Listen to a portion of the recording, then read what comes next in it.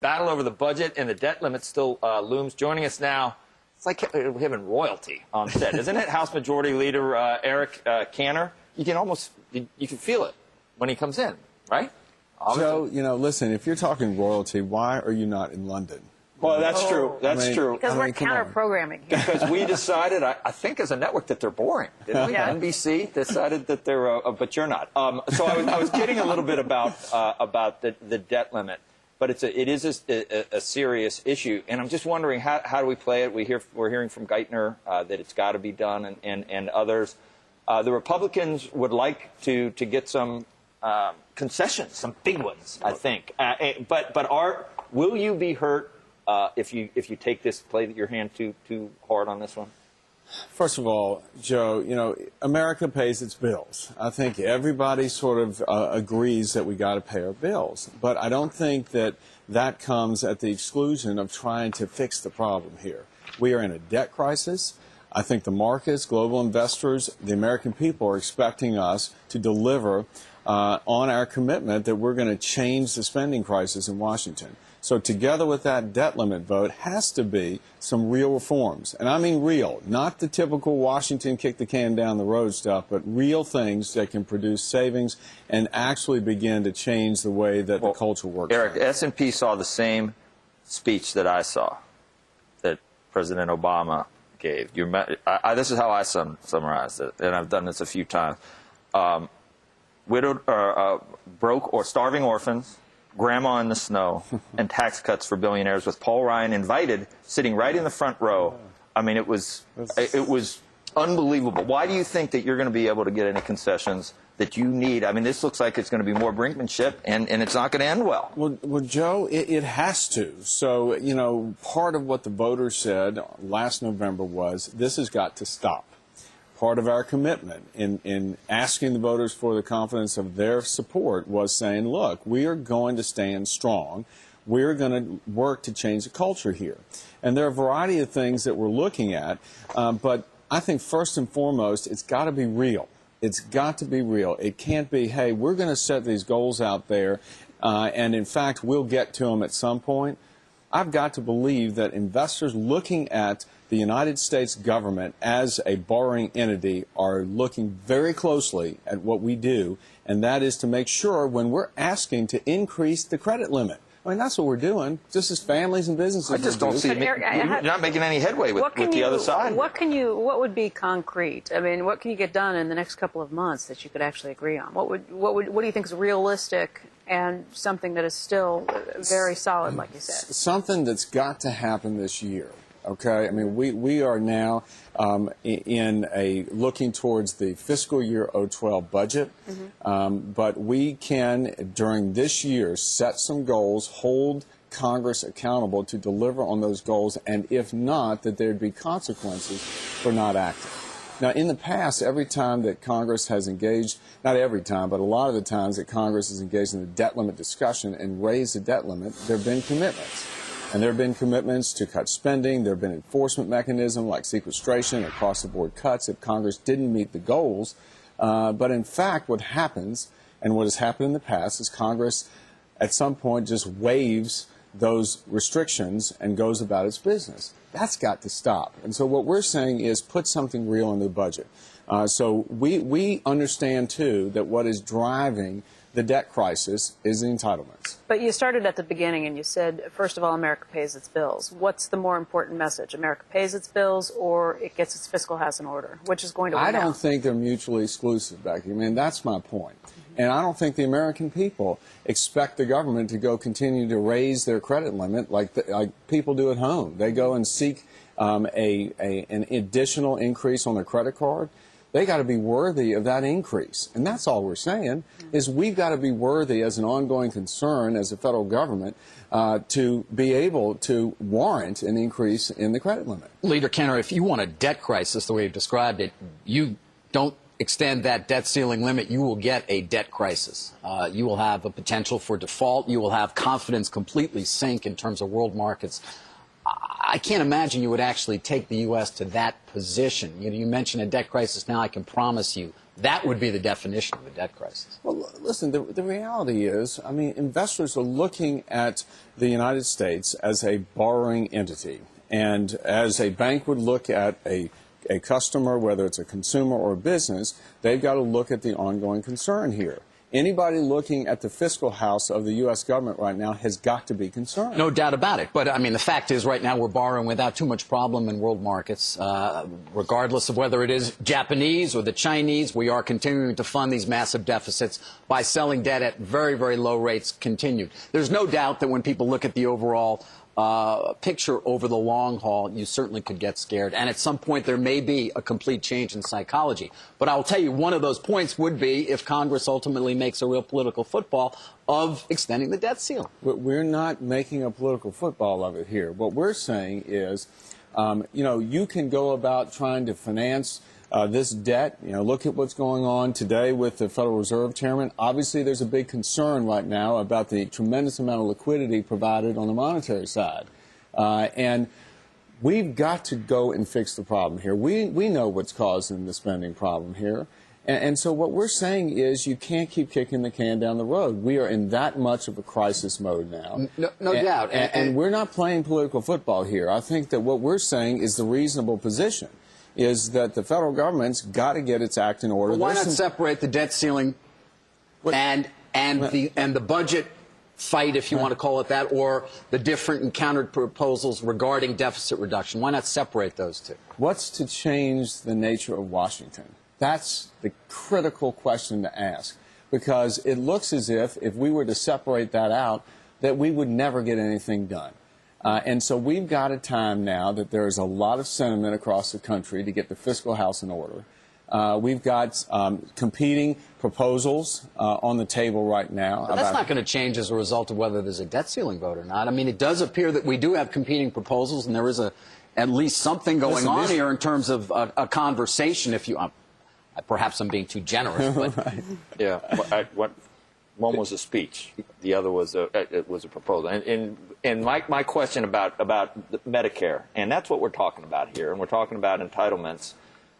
Did Congressman Ryan, were you involved with consulting about whether the Republicans were comfortable making that the issue to fundamentally, because you've seen what people are saying already. You're destroying Medicare, and you're putting you're giving tax cuts to billionaires, and you're putting all the onus on Medicare reform on the beneficiaries, which are elderly people. That's what you opened yourself up to that. Did you guys consider that? Absolutely. Whereas Obama, all he says is we're going to keep Medicare just like it is, and we're going to raise taxes on people that make over $250,000, and that's going to fix everything. Right. But that sounds better to most people. Their services stay where they are, and you soak the rich. That's going to play in 2012. First of all, there was a concerted. Soak the rich? Yeah. Marginal tax rates and the highest earners in this country have never been lower. Didn't you hear that in the budget talk, David? All it was about was the only revenue increases you were seeing was people above $250,000. That's going to do it. That's going to do it. $250,000 and above will do it. But why not ask for what many would say is shared sacrifice? Why not deal with our entitlement problems, which I know we all agree are out of control? How do you want to deal with it? Like Europe deals with it? And at least say to other Americans, you know, we are going to raise taxes on maybe not $250,000 because frankly that may be too low, but at least $500,000. If you let the Bush tax cuts expire, then you raise them on everybody across the board, and you probably open up some of the federal. Why is there no tax increase a part of Congressman Ryan's proposal? Well, straight up, I can answer you straight up to say, look, right now, the problem in Washington is not revenues, it's spending. Okay, I mean, plain and simple. But let me back up for a second. There are two real parts to this discussion. The problem's both, though. Revenues at 15.5%. Then the question becomes, Becky, how do you go and increase revenues? You want to grow the economy. That's really what we believe. And if you're looking at the entitlement areas, I don't care if you let the Bush tax cuts expire. What that does over a 10-year budget window is increase revenues for $1 trillion. We know today $1.6 trillion is the annual deficit this year. It doesn't fix it alone, okay? So then you look at the real problem, and the real problem is the promises that have been made by this federal government to the people have been broken. Okay, and the promise was we were going to go off indefinitely and provide these very, sound, if you will, secure-sounding programs social safety nets. But what's happened is they become a safety net not just for people who need them, but for people who don't. So we've got to go and fix that. No doubt, no doubt. But why not link that with? We've linked it with a pro-growth tax proposal, and we've said, look, we have got all kinds of special interests reflected in the tax code. Yes, industries act in a rational manner, and they say, look, Washington's doling out the goodies. I'm going to go down there and be a part of this crony capitalist culture and get mine. And that's what's happened. And when you see these special interest loopholes and deductions and the rest, we've got to get rid of those, sure, because we want to bring down the rates for everybody. But we also have a situation in this country where you're nearing 50% of people who don't even pay income taxes. Yeah, that's the shared sacrifice. That's the shared sacrifice I think David was talking about. The 50% that pay now, and the 10% that pay 70%. 46 or 47. The top 10 that pay 70%. The bottom 50 pay zero. They also earn more than 70% of the overall. I know how it works. I know maybe capital gains, maybe dividends. Joe, marginal tax rates on the highest individual income. Maybe capital gains and have never been. Because that's what allows the wealthiest to lower. I mean, under Reagan they were higher. Under Eisenhower, they were a lot higher. Capital gains is probably a way to make the wealthier. Maybe marginal rates aren't the answer, David. Maybe you get rid of. I mean, you look at what Simpson Bowles say. Why not give some credence to that? If you were the president, read David Stockman this weekend, and he was focused in part on, of course, capital gains, saying that ultimately that has resulted in an enormous accretion of wealth to a very, very small percent. I mean, we've sat here for 15 years and watched the wealthiest in this country become wealthier and wealthier and wealthier. Many of them on Wall Street. As an ownership society, if the stock market's going to go from 800 to 14,000, that's going to, now is that bad that people have become wealthier? Dave? Absolutely not. Okay, are you Absolutely sure? not. But we did not raise taxes for the first time in the history of this country during wartime.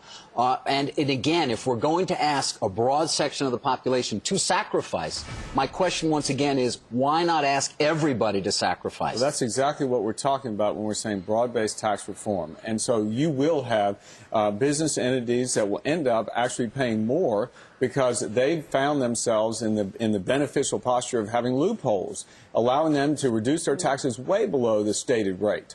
So what we're saying is bring down the corporate rate. We are the most non-competitive country, other than Japan, that's taking steps to correct that for themselves. Do you think that will result in a revenue increase, though? I mean, do you really believe ultimately that's going to bring more receipts into Treasury? What it will do is it will provide a better environment for growth and job creation. I mean, we all know cutting spending and reducing taxes actually helps job creation. Do you think our economy's flat out right now? You think we're doing pretty well in terms of this is the amount of revenue that we're going to be able to raise at 9% unemployment? We're maxed out in terms of productivity and revenue? Of course not. Of course. Eric, I heard a radical idea that came from a wealthy investor who said, if you really want to fix this problem and the continual spending problem in Washington, what you need to do is say that any year that the budget deficit exceeds, let's say, 3% of GDP, well, no sitting congressman can come back and serve another term. That'll do it. I mean, that'll do it. But you know what?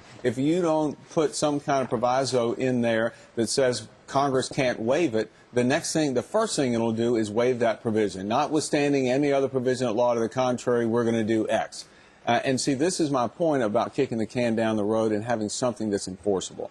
And that's what we're going to try and do with working with the president and trying to say, look, we want to make sure that America pays its bills, but we were elected to say things are got to change. I mean, if you don't spend it, David, you don't have to raise it, right? If you don't spend it, if we don't spend it, you don't have to. We have to have a conversation with the American people about what services they actually want from the federal government, Joe, because they don't want to cut. No doubt, but we have to decide whether what is the size of government that we want. Do we want it to take care of all our retirement needs and all our health care needs after we're 65? We're still running enormous deficits, and the fact is, there's no doubt we need to deal with entitlements in a real way. Right, and the problem with the polls is that Americans say they don't want their Social Security touched, they don't want Medicare touched, and they don't want their taxes raised. About what they want from the government. The answer to that is that, the arithmetic does not lie. It doesn't. Okay, right. So let's look. You've got each day 10,000 new seniors, baby boomers, becoming eligible for the entitlement programs. 10,000 a day.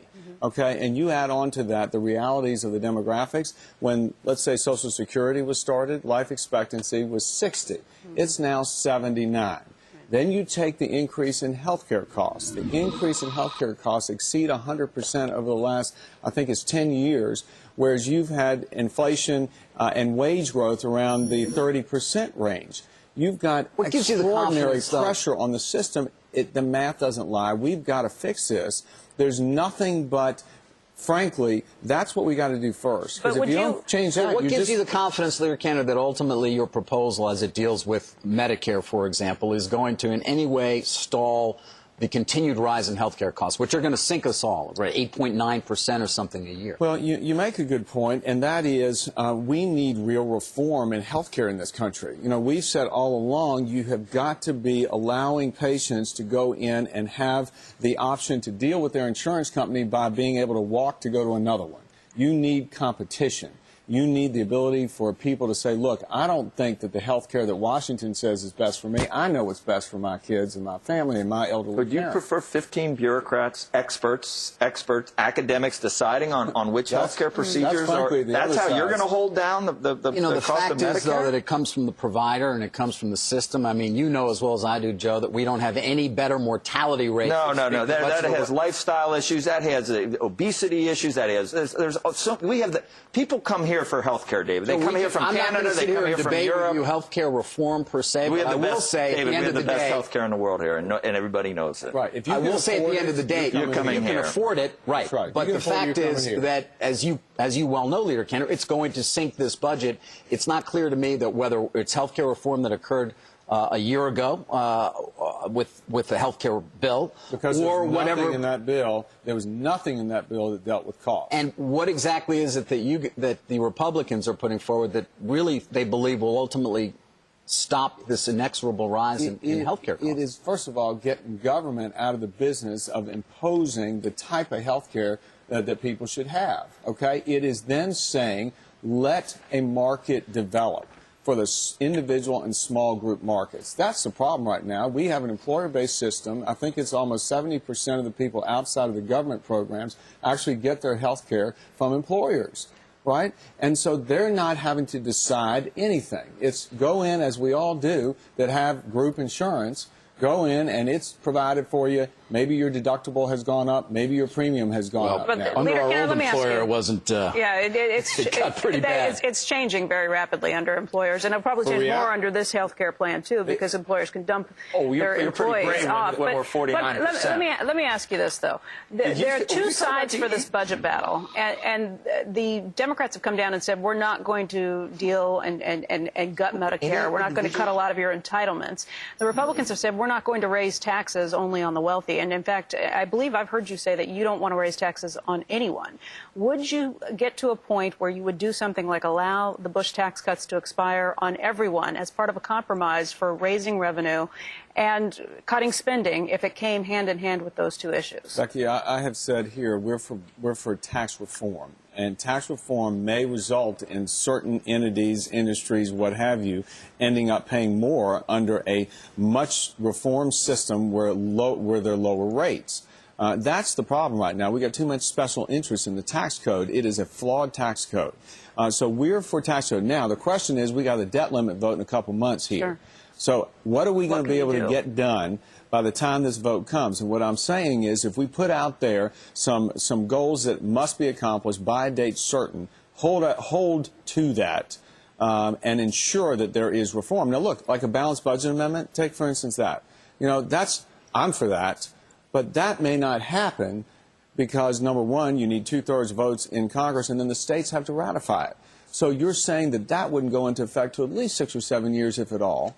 Right? So we need forced discipline now to go about making sure that this spending doesn't get out of control John again. Boehner made some comments about industries that maybe should be paying more. He specifically mentioned the oil companies and said they need to be paying their fair share as well. Do you agree with that? You know, what's interesting about that, the president wrote us a letter yesterday, and he was upset about the rising gas prices, as we all are. I mean, look at what the prices are. It's just funny to me how anyone would think that raising taxes on oil companies is going to help bring prices down. So if that's the goal here, That's not the fix. Now, I think well, it's you go a where political. the money is. It's the Willie Sutton view of figuring it out. But it's not ExxonMobil's about, reporting tomorrow, and it's going to be a big number. Sure, but it's not about lowering gas prices there. It's about feeding the coffers of the federal government. But if you want to look really at what that proposal will amount to, it's $46 billion over the 10 years. $46 billion.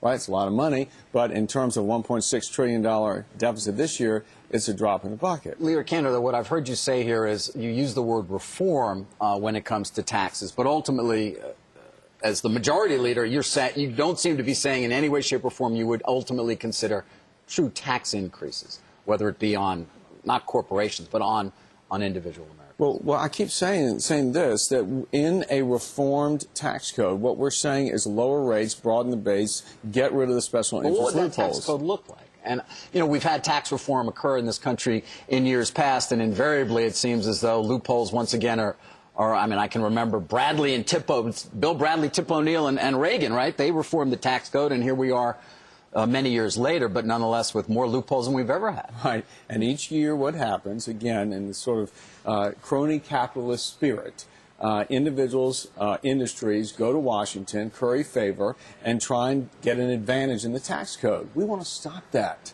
Okay, now listen, can you stop it right now? No, but we want to make sure we put in place, and we've got the Ways and Means Committee working on this, and Chairman Dave Camp is doing it, is saying, look, how do we go about affecting real tax reform to bring down rates? You know, with the ultimate goal, we want to grow this economy again. We want to grow this economy so you do have increased revenues while you're trying to hold down the spending side. So it is all going to be driving in the direction of how we do that. I mean, in the end. So as I said before, certain companies that are paying nothing now will actually, in a cleaned up tax code, begin to have to pay tax. I mean, you can look at states that answer their deficit problems through raising taxes, and you can see what happens to business in those states, and people change their residency, and you end up with a bigger problem. Now, the federal government is different. They can print money and raise taxes and do whatever they want. But eventually, why do you think so many corporations are leaving money over there at this point right now? It's easier to leave it over there at 25%. My questions have not been focused on corporate taxes. Okay, but don't take but you can draw conclusions from what happens in the states when you raise taxes. If people can go elsewhere where they're treated better, and business can go elsewhere where they're treated better, I'm talking about the federal it's going to tax code happen. and coming back but to what a if point you got that is rid of going to be a central point in this debate, which is the Obama administration is certainly going to say we need to raise taxes on people who earn, well, at this point, still over $250,000. That's not going to do it, though. And there doesn't seem to be. When did the Republican Party become a party that simply seems to say there's no way we're ever going to approve a tax increase? What we're saying now is something different. No, I'm not for increasing taxes. It's the same point that I'm trying to make on the debt limit. How do you go in and borrow from the taxpayers, if you will, take from the taxpayers, just as you are borrowing from the lenders, if you're not curing the problem of spending, if you're not managing your business of government well? That's what we're saying. Let's get these priorities straight. But how do you start an unfunded drug benefit? How do you conduct 2 wars? How do you do all of those things with massive deficits prior to a deep, deep recession and even more deficit spending without raising taxes in some way along the way? You are making the case now for the position that we're taking around the debt limit. Those were decisions perhaps that were made and not being thought through. We're now saying we're going to think through these decisions and we're going to try and look at it to say, how are we going to present ourselves as a federal government to say we got our act in order, the fiscal house is going to be cleaned up, that we're not going to make these kind of decisions thinking that we're getting something for nothing. And that's what the things you're talking about are confidence builders in the debt markets in some way. The fact that there is even thought about a real plan, it doesn't have to take place immediately, will engender confidence. But at the same side, this conversation about not extending the debt ceiling is a confidence killer when it comes to the credit markets. That is one side of the equation. And what we're saying here today, this all works together. You know, we cannot keep doing the same thing. And we know that. That's all we're saying. And we're not going to allow for the credit limit of the United States and the taxpayers on the line to be extended without demonstrating real reforms now. And it goes back to what are we going to do this year? Hey, Stek, get a shot of this tie over here, will you? Did you wear that for? I did. You knew you were. Did you see that? I wore it Those are little bowls, and those are charts going up. Yes, sir. And that's what we're about. We are about trying to grow this economy. And You knew you'd be on here. And you are a bullish crowd, and we're Leader Cantor, before you go, there was some breaking news just while you were sitting here on the set. News that CIA Director Leon Panetta is going to become the Defense Secretary came out, and that General Petraeus will be taking his job at the CIA. What do you think about those two moves? Well, obviously, I'm just hearing it right now, and I think obviously General Petraeus is a well-respected leader for us. So I would say that's a real confidence builder. And Director Panetta at the Defense Department, I mean, he's certainly done a terrific job in the intelligence community, and I think could do an equally good job. But let's remember what we are facing as far as the Pentagon is concerned as well. We are currently engaged in 2 wars, with another in Libya brewing as we speak. We've got tremendous fiscal stress at the Pentagon, as well as the entire federal government. And what Secretary Gates has always said is we've got to figure out how to do more with less at the Pentagon, too. And I think most of us on both sides of the aisle in Washington believe that the first order of business from a constitutional perspective is the federal government go and secure the interests of the United States. And so operating in this kind of fiscal environment is very difficult, but I look forward to working with them. Okay. Thank you very much. All right. Ron Paul's going to be on today. Could you ever see mainstream guys like yourself backing him for president? I think that Ron Paul has... I want to see how you answer this. I'm watching. I think that... you slowly tread into... I did not support his bid for president last time. Okay. I'd be interested to hear what he has to say. It's always interesting. He's a member of our conference, and I think he does believe in this country, and silver's How about that? Silver's $50 in climbing. I mean, some of the stuff he said is starting to, he's not that crazy. Commodities on the side. No, I don't know. He does own gold, he told us. Yeah, maybe that's a silver chart. Even on your, Thank you, Leader Cantor. Thank you. It's good to be with you. Thank you, Leader Cantor. We appreciate it.